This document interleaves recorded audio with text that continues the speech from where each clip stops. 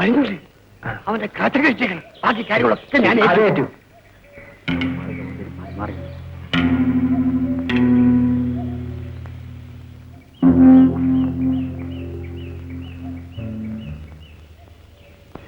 സാറെ തീപ്പെട്ടി ഉണ്ടോ?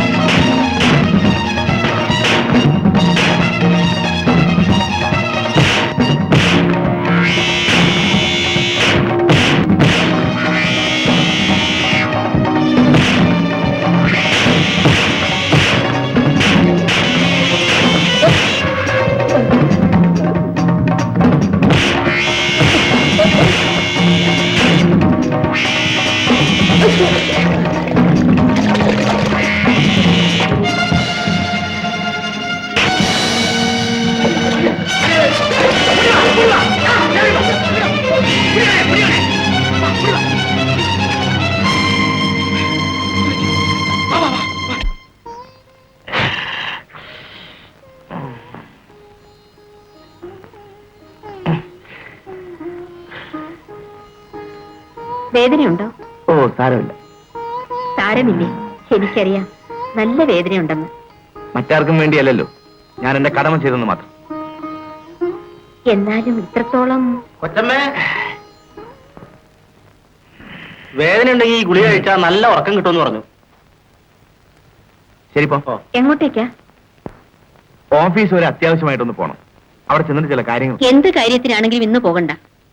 ഇതൊരു അന്യ വീടായി കരുതരുത്. ഈ സ്നേഹത്തിന് പകരം തരാൻ എനിക്കൊന്നുമില്ല. സ്നേഹം കടം കൊടുക്കാവുന്ന ഒരു വികാരമല്ലല്ലോ.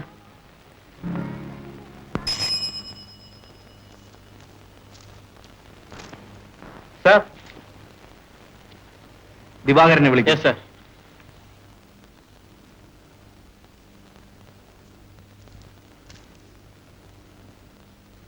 പാരമൗണ്ട് കമ്പനിയുടെ ഓർഡർ ഇനി അയച്ചിട്ടില്ല അല്ലേ? ഇല്ല സർ. ഈ ആഴ്ച തന്നെ എക്സിക്യൂട്ട് ചെയ്യും. ഉടനെ അയക്കാനുള്ള ഏർപ്പാട് ചെയ്യും. ഇല്ല സർ.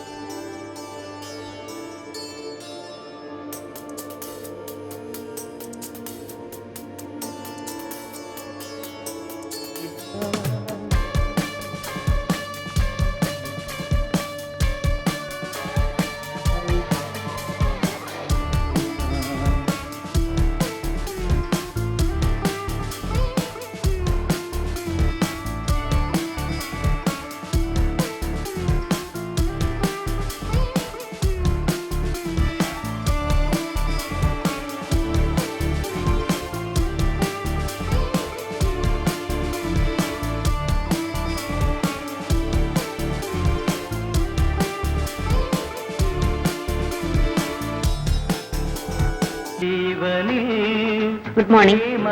Good morning madam. സംഗീതവും ജോലിയും ഒരേ സമയത്ത് തന്നെയാണല്ലോ. സംഗീതം എന്റെ ഒരു ദൗർബല്യമാണ്. പക്ഷേ അത് ജോലിക്ക് തടസ്സമാവില്ല. കുഴപ്പമില്ല. ആട്ടെ, വർക്കേഴ്സിന്റെ പ്രശ്നമെല്ലാം എന്തായി? എല്ലാം നോർമലായി വരുന്നു. ചില കള്ളന്മാരുണ്ട്, അവരെന്റെ ശ്രദ്ധയിൽപ്പെട്ടിട്ടുണ്ട്. മാഡം ഇരിക്കും. ഇരിക്കുന്നില്ല. ഇതുവഴി വന്നപ്പോൾ ഒന്ന് കയറിയെന്നേ ഉള്ളൂ. വരട്ടെ.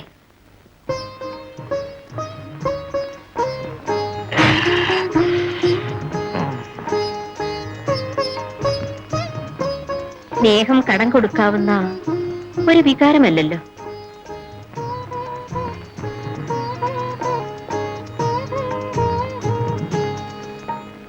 ഞാൻ ഒന്നും പറഞ്ഞിട്ടില്ല മാഡം. ഒന്നും പറഞ്ഞിട്ടില്ലേ? പഴയ ഒരാളാണല്ലോ എന്ന് വിചാരിച്ചാൽ നിങ്ങൾ കുറെ കൂടി പോകുന്നു. മനസ്സാ വാചാ കർമ്മണ ഞാൻ മാഡത്തെ പറ്റി ഒന്നും പറഞ്ഞിട്ടില്ല. എന്നെ പറ്റി പറയുന്നതിൽ എനിക്ക് വിഷമമില്ല. എങ്ങു നിന്നോ വന്ന ആ നല്ല മനുഷ്യനെ കുറിച്ച് കൂടി നിങ്ങൾ ഓരോന്ന് പറഞ്ഞുണ്ടാക്കിയില്ലേ? ഇനി എന്തെങ്കിലും കേട്ടാൽ എന്റെ സ്വഭാവം മാറും.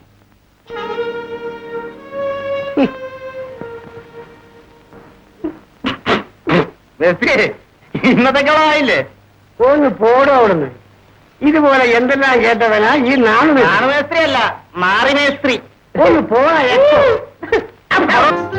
ഇത് ഐഷുമ, നാളെ മണവാളനും മണവാട്ടിക്കും എന്റെ വീട്ടിലാണ് ഊണ്. എന്താ? അതൊക്കെ ഓളോട് ചോദിച്ചോളി. ഇനി അതൊക്കെ തീരുമാനിക്കേണ്ടത് ഓളല്ലേ? മണവാട്ടി, പുതിയ ആള് വന്നപ്പോ പഴയ ആൾക്കാർ മറക്കരുതേ.